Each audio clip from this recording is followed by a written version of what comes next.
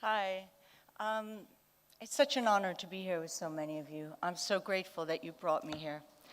My name is Janine di Giovanni, and I am indeed the executive director of the Reckoning Project.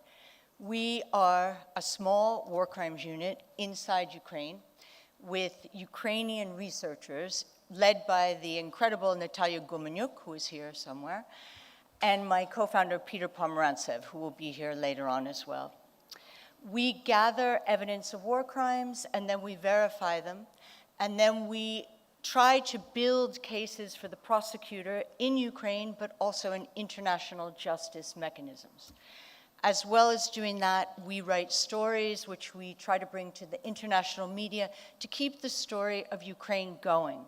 Right now, everyone is reading about Ukraine. What we're worried about is next year and the year after, so we try to keep the narrative moving. But I've been asked to talk to you about whether or not justice is possible once the war ends in Ukraine. And more importantly, how can we bring back hope to a country that's been so brutalized by occupation? And I also want to talk to you about your work, whether or not the work you're doing in Ukraine can be used in a way to bring about healing or peace. First, why is it essential that we record the truth as the war is going on? Here's an answer from the great Vietnamese writer Viet Thanh Nguyen. All wars are fought twice. The first time on the battlefield, the second time in memory. For me, these are such powerful words because they explain the importance of being a wartime journalist and also being a recorder of history. People always ask me in my more than 30 years actually in war zones if it's destroyed me, if it's made me bitter, if it's traumatized me, if I feel hopeless. And the answer is actually the opposite, because during wartime, I feel I've been privileged enough to see the greatest in people. We see evil firsthand, but we also see remarkable, remarkable goodness, remarkable courage, remarkable resilience. I've seen ordinary people become like gods, doing extraordinary things that they never thought they would be capable of. Superheroes really do exist, and I've seen this over and over again in Palestine, in Syria, in Yemen, in the Congo, in Sierra Leone, and now in Ukraine. I always say that I'm so privileged to do the work I do, and all of us here are, in a sense, privileged to be witnesses, because we hold the keys to historical memory. We are also responsible, along with the prosecutors, the lawyers, and the war crime investigators, to bring justice to post-war Ukraine. At the Reckoning Project, our archives are our most important tool. And here today are some of our researchers. So we take witness statements, we verify them, then they are locked down. They are there forever. No one can ever say, this didn't happen, because we have the witness statements. We see our job as stamping out impunity, but we also see our job as recorders of the truth. So again, in the future, 10 years down the road, no one can say, this didn't happen. It didn't happen in Bakhmut. It didn't happen in Kherson. It didn't happen in Mariupol. We can say it did happen. It's not only our job, it is our obligation and our duty. If we have the ability to go to these places and to record them, if we can see it with our own eyes and write it down or film it or photograph it, we must do this. It's not even negotiable. We owe a debt to history. This is the only way to quicken justice. Denial of war crimes, denial of what actually happened on the battlefield is real, and it will happen here unless we lock down the truth. It's happening today with two modern conflicts that occurred in the 1990s, one in the former Yugoslavia, where my friend Ron Haviv and I worked for many years, the other in Rwanda. In both cases, history is being rewritten by genocide deniers who seek to bury the truth for their own personal gain and power. We cannot let that happen in Ukraine.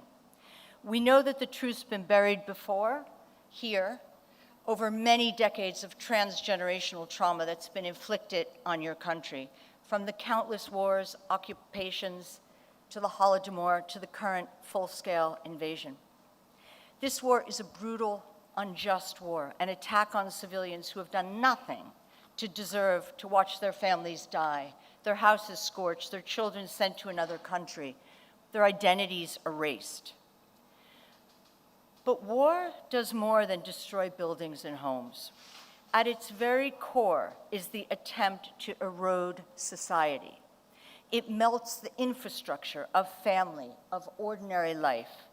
The real intent behind Putin's gruesome playbook, which, by the way, is very similar to the playbook he used in Syria, where I spent many, many years, and in Chechnya, where I witnessed the fall of Grozny in 2000.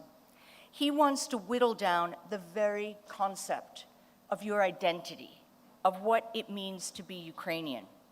His greatest fury is that you have fought back and you refuse to be defeated. This war will end. It might end in 6 months, it might end in 3 years. I don't have a prediction because as a conflict analyst, every war I've ever lived through and every war I've ever studied and analyzed and taught ended differently. There's two real ways to go about it. The first is wars end badly, and then fighting occurs a few decades later. Or wars end well, and when I say well, I'm taking into account the horrible things that happen. But it means that justice is given. It means that there is a plan for transitional justice.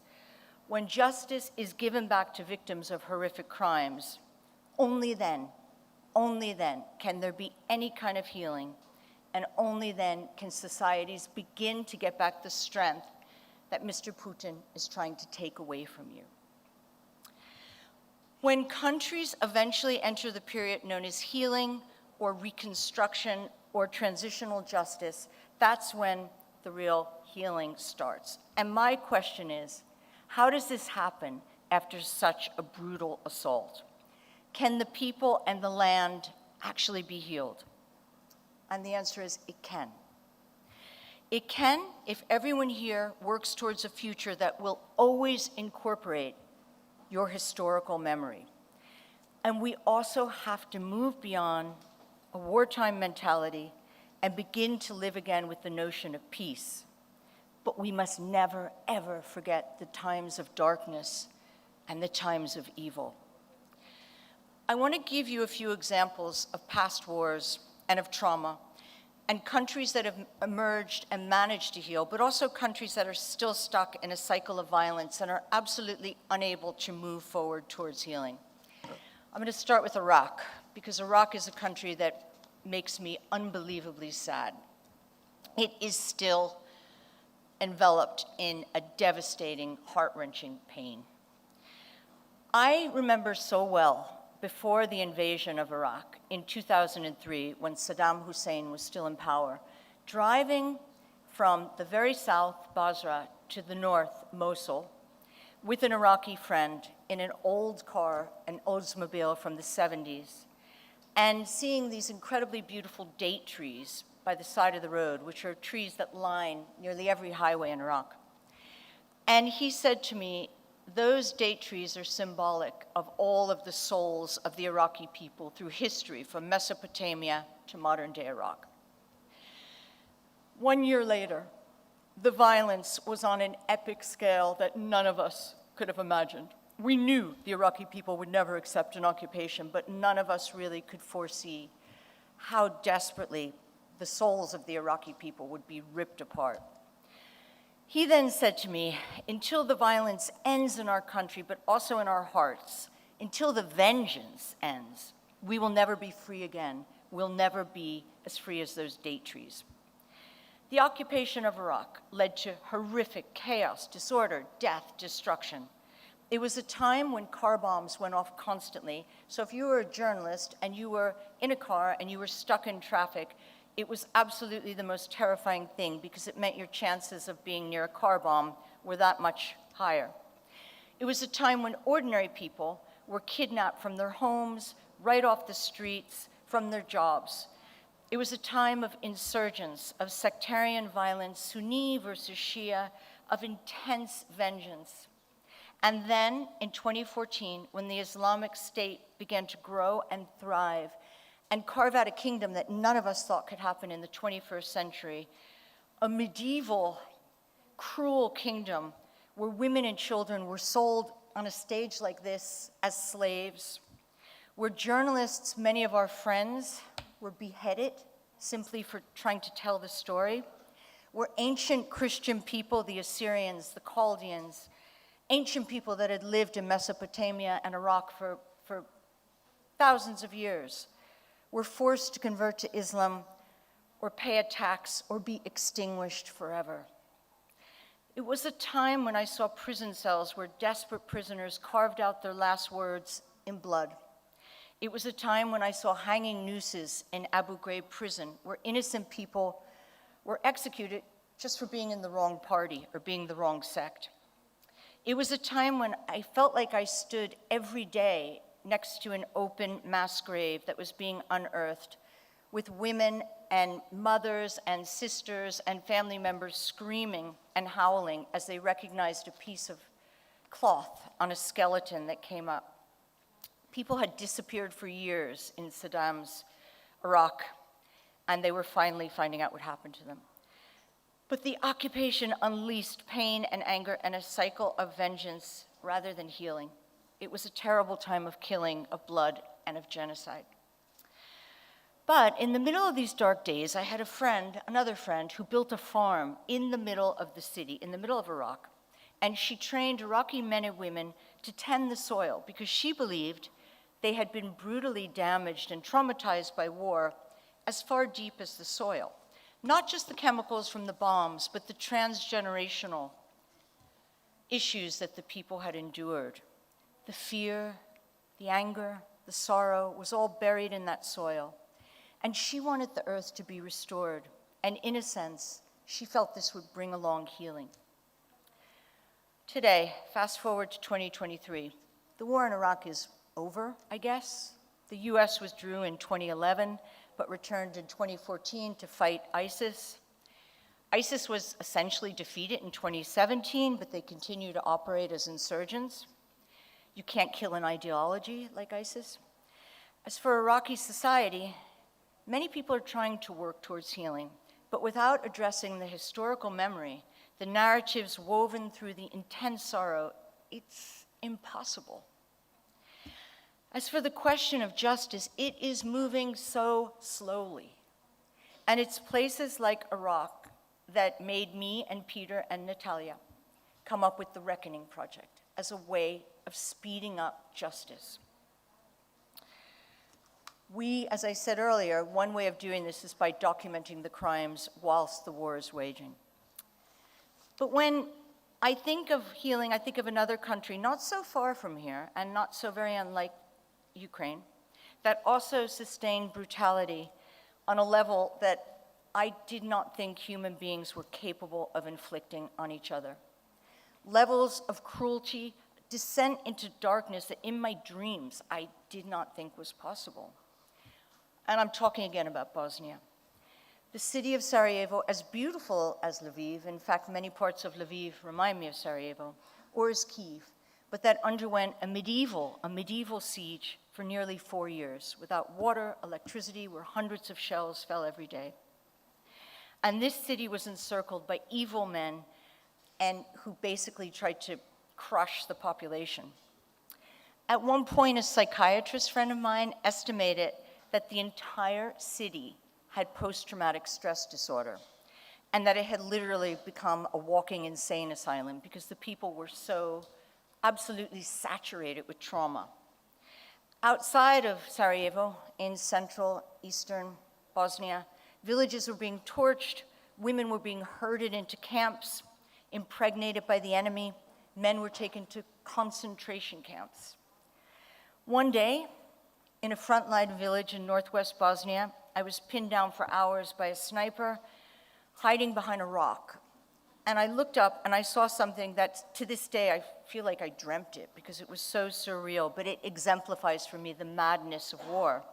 It was an incredibly beautiful woman who walked out from her hiding place in the middle of the snipers, took off all her clothes, and lay down in the middle of the road, just where the snipers and the shooters were continuing to shoot.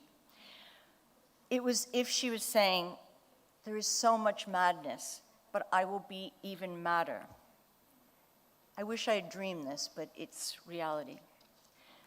So getting back to healing, is Bosnia healed? Healing can only happen when there is real transitional justice.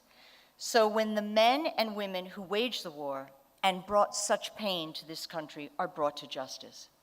Bosnia did have the ICTY, the International Tribunal for the Former Yugoslavia, which was set up in 1993 during the war by the UN Security Council. I have a conversation often with legal scholars who say it was a tremendous success. It was the first time since Nuremberg. Most of the leaders, the architects of the destruction of Bosnia were brought to The Hague. But to me, I can't even think about Bosnian justice without tremendous sorrow. Because the people that actually suffered it, the women who were raped, and we believe it's up to 16,000, there was about 20 men who were indicted for those crimes. Many saw the rapists. The noise behind me. Anyway, many see the rapists in their villages still to this day. Many of the families whose homes were burnt in ethnic cleansing never saw the people that torched their families' lives go to The Hague. So for me, when I look at justice, I look on the ground and say, is justice going to come to the people whose testimonies we have from Kharkiv, from Chernihiv, from Kherson, from Mariupol? And until justice does come to those people, then the healing cannot begin. I want to be slightly positive because I've given you two examples of extreme places of extreme war where there has not been justice. But let's look at Rwanda.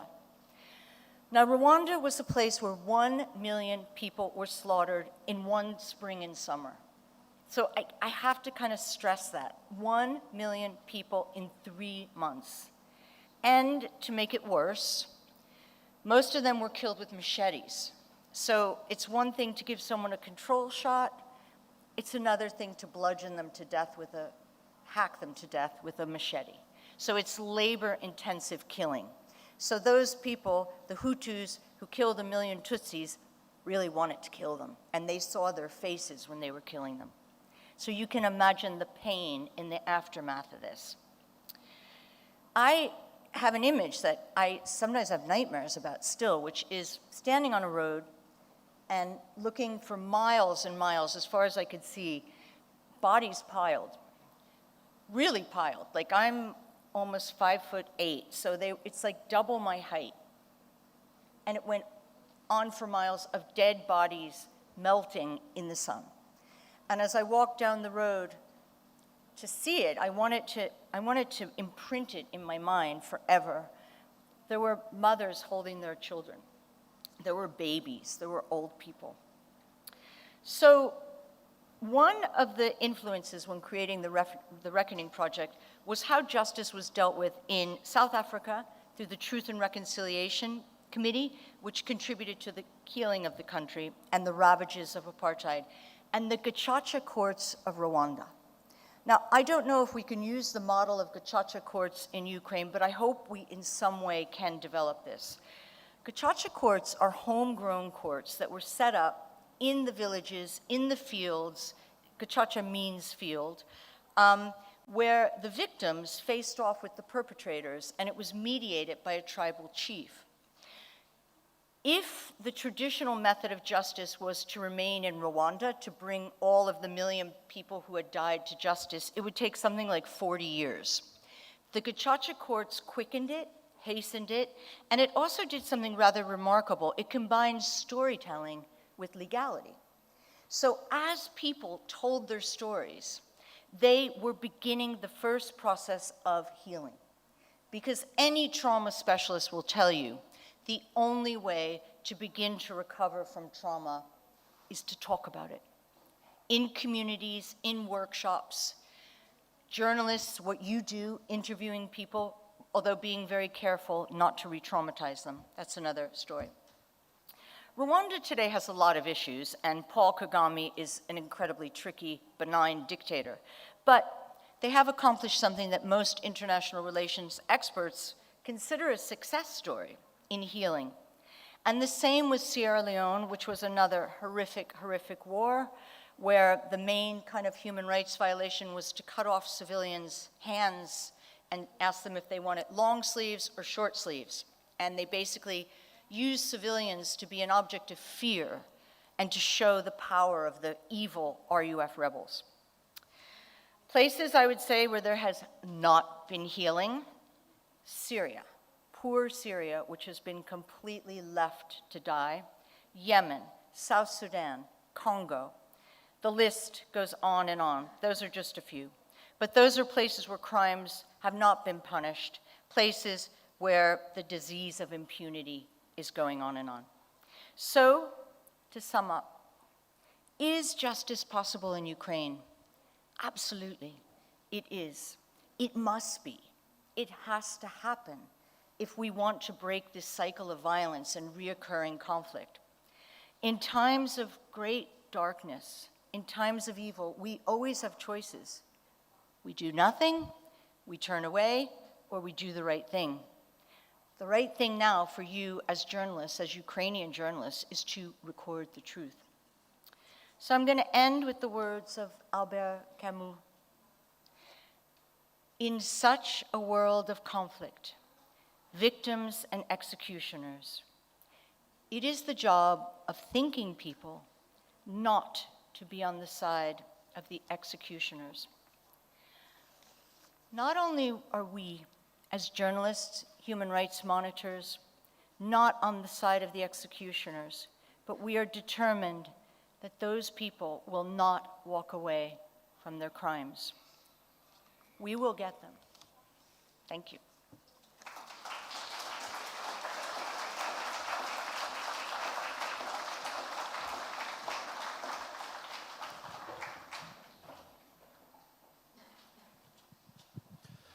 Thank you, Janine.